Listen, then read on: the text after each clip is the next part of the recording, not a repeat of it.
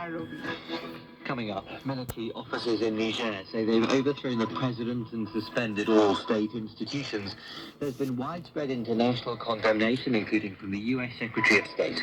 We call for his immediate release. We condemn any effort to seize power by force. El Salvador's parliament has approved group trials for thousands of people detained during a nationwide crackdown on criminal gangs. We'll get the latest. Witnesses have told the US Congressional Committee that the US has a secret UFO program that's kept information from politicians. We'll speak to a man who's been investigating this for years. And tribute to the singer, Sinead O'Connor, who died at the age of 56. And that's after the world news.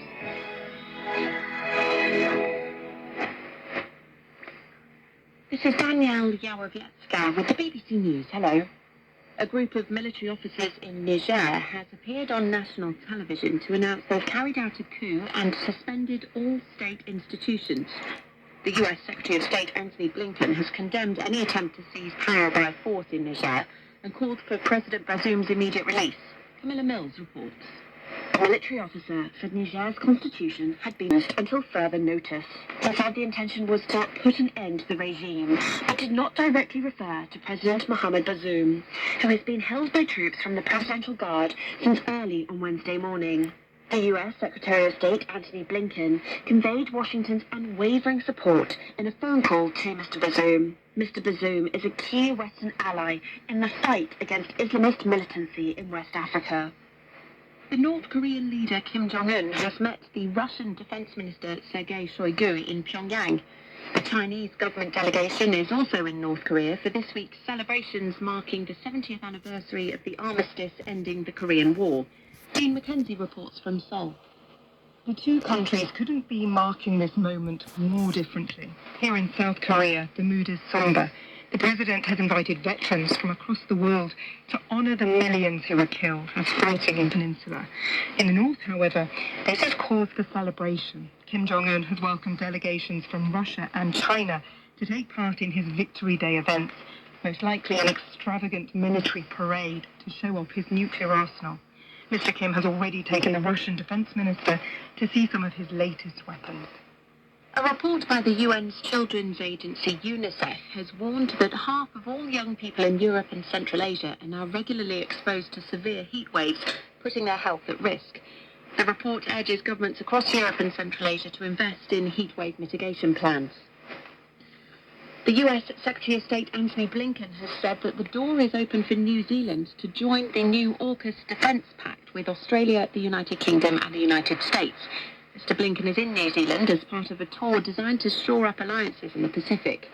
New Zealand has said that it's open to discussions focusing on military technology, but that any role it had in the pact could not relate to the development of nuclear-powered submarines, which would compromise its nuclear-free position. The US Secretary of Defense Lloyd Austin, who is visiting Papua New Guinea, has said Washington is not seeking a permanent base in the country. He also announced the deployment of a US Coast Guard ship to the country as Washington seeks to boost defense cooperation in the region in the face of fierce competition for influence with China. You're listening to the latest world news from the BBC.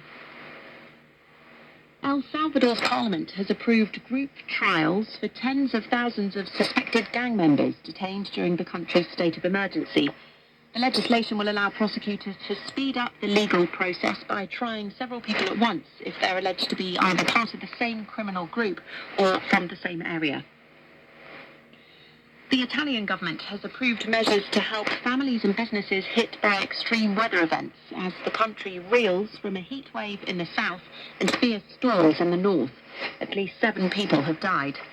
The government decree introduces a special furlough scheme which will compensate certain groups of employees for temporary layoffs caused by extreme weather. A former intelligence officer in the US military has testified that the US has secret knowledge of UFOs that has been kept from the oversight of politicians. Appearing before a landmark committee in the House of Representatives, David Bush said the government was in possession of alien vehicles and non-human biologics.